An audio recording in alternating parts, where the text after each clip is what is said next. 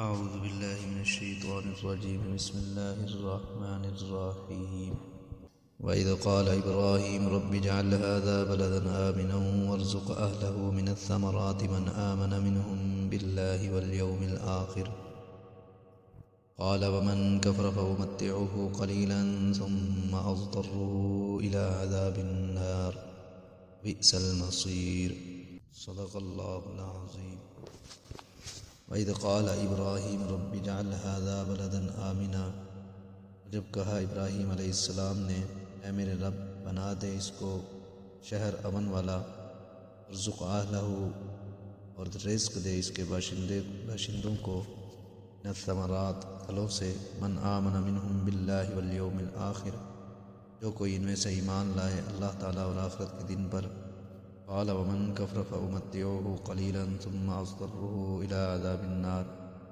فرمایا اللہ تعالیٰ نے اور جس نے کفر کیا بس اس کو بھی فائدہ پہنچاؤں گا تھوڑا سا، پھر میں اس کو مجبور کر دوں گا دوزخ کے عذاب کی طرف، بئس المصیر، اور وہ بہت برا ٹھکانہ ہے۔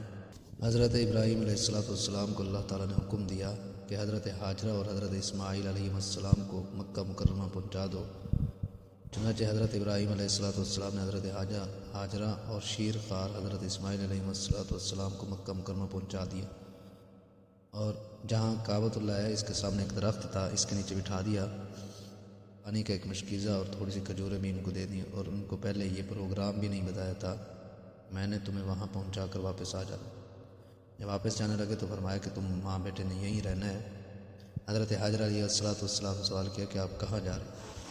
فرمایا میں واپس شام جا رہا ہوں۔ کہنے لگی الی من تترکنا یا ابراہیم، ابراہیم آپ ہمیں کس کے پاس چھوڑ کے جا رہے ہیں؟ اس وقت وہاں نہ کوئی مکان تھا اور نہ کوئی انسان تھا۔ حضرت ابراہیم علیہ السلام آگے آگے جا رہے ہیں اور حضرت ہاجرہ پیچھے پیچھے چل رہی ہیں اور پوچھتی ہیں کہ ہمیں کس کے حوالے کر کے جا رہے ہیں؟ جب جواب نہ ملا تو پھر خود ہی کہا اللہ امرک بہذا، کہ آپ کو اللہ تعالیٰ نے حکم دیا ہمیں یہاں چھوڑنے کا؟ فرمایا ہاں۔ کہنے لگے اذا لا یضیعنا، تب وہ ہمیں ضائع نہیں کرے گا، فی امان اللہ، اللہ کے امان میں رہو۔ حضرت ابراہیم علیہ السلام تشریف لے گئے۔ چند دنوں میں وہ کھجوریں اور پانی جو ان کے پاس تھا وہ ختم ہو گیا۔ بھوک پیاس نے ستایا تو صفا پہاڑی پر چڑھ کر ادھر ادھر دیکھا، کوئی انسان نظر نہ آیا تو صفا اور مروہ کے درمیان جہاں پر سائی ہوتی ہے گہرائی تھی اور بارش کا پانی یہاں سے گزرتا تھا، اب اوپر چھت ڈال دی گئی اور پانی اب بھی وہیں نیچے سے گزرتا ہے کیونکہ متبادل راستہ نہیں ہے، تو یہاں سے دوڑ کر مروہ پر چڑھی، ادھر ادھر دیکھا، وہاں بھی کوئی آدمی نظر نہ آیا، اس طرح 7 چکر لگائے، عجیب حالت تھی۔ دوڑ کر اسماعیل علیہ السلام کے پاس آتی کہ بچہ زندہ بھی ہے یا نہیں۔ حضرت اسماعیل علیہ السلام ایڑیاں رگڑ رہے تھے، غیبی آواز آئی، پریشان نہ ہو، فرمایا غیبی آواز دینے والے کچھ ہماری مدد بھی کر۔ اتنے میں حضرت جبرائیل امین علیہ السلام تشریف لائے، جہاں حضرت اسماعیل علیہ السلام ایڑیاں رگڑ رہے تھے وہاں پاؤں مارا تو اللہ تعالیٰ نے آب زمزم کا چشمہ جاری فرما دیا۔ حضرت ہاجرہ علیہ السلام نے حضرت اسماعیل علیہ السلام کو پانی پلایا، اشکیزہ بھرا اور وہاں گڑھا بنا دیا تاکہ پانی جمع رہے۔ اب بیلا بنو جرہم وہاں سے گزرتا رہتا تھا، اگر پانی نہ ہونے کی وجہ سے وہاں ٹھہرتا نہیں تھا۔ اس دفعہ گزرے تو پانی کو دیکھ کر قریب ہوئے، دیکھا کہ وہاں پر ایک عورت اور بچہ بھی ہے۔ ان سے پوچھا کہ اگر ہمیں یہاں رہنے کی اجازت دے دو ہم بھی یہاں ٹھہر جائیں۔ انہوں نے رہنے کی اجازت دے دی۔ یہ کافی بڑا قافلہ تھا، ان میں بچے، بوڑھے، جوان اور عورتیں شامل تھیں۔ بخاری شریف میں آتا ہے کہ تعلم العربیۃ الاسماعیل، حضرت اسماعیل علیہ السلام نے عربی انہی سے سیکھی، اس سے پہلے ان کی کوئی زبان، کون سی زبان تھی تعین نہیں کر سکتے کہ عراق کی کردی زبان تھی یا اس سے ملتی جلتی کوئی اور زبان تھی۔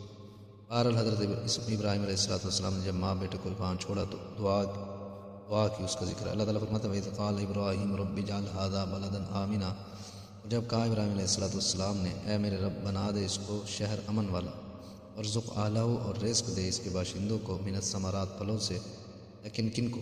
من آمن منہم باللہ والیوم الآخر، جو کوئی ان میں سے ایمان لائے اللہ پر اور آخرت کے دن پر۔ حضرت ابراہیم علیہ السلام نے رزق کے ساتھ ایمان والوں کی تخصیص کیوں فرمائی؟ وجہ اس کی یہ ہے کہ پہلے بیان ہو چکا ہے کہ اللہ تعالیٰ نے فرمایا انی جاعلک للناس اماما، بے شک میں تجھے لوگوں کا امام اور پیشوا بنانے والا ہوں۔ حضرت ابراہیم علیہ السلام نے سوال کیا ومن ذریتی، اور میری اولاد میں سے بھی پیشوا بنانا؟ تو اللہ تعالیٰ نے فرمایا لا ینال عہد الظالمین، کہ امامت کا عہدہ ظالموں کو نہیں پہنچتا۔ تو حضرت ابراہیم علیہ السلام کے خیال میں یہ بات آئی کہ جس طرح امامت کا عہدہ ظالموں کو نہیں مل سکتا، ہو سکتا ہے رزق بھی ظالموں کو نہ ملے، اس لیے ایمان کی تخصیص، مگر اللہ تعالیٰ نے فرمایا کہ رزق کا معاملہ جدا ہے۔ قال ومن کفر فامتعہ قلیلا، اللہ تعالیٰ نے فرمایا اور جس نے کفر کیا اس کو بھی رزق دوں گا، بلکہ رزق مسلمانوں کی نسبت زیادہ مل سکتا ہے، بس اس کو بھی فائدہ پہنچاؤں گا تھوڑا سا، یعنی چند دن، کیونکہ وہ دنیا میں کتنی دیر زندہ رہے گا، آخر مرنا ہے، تو دنیا میں جتنا بھی فائدہ مل جائے قلیل ہے۔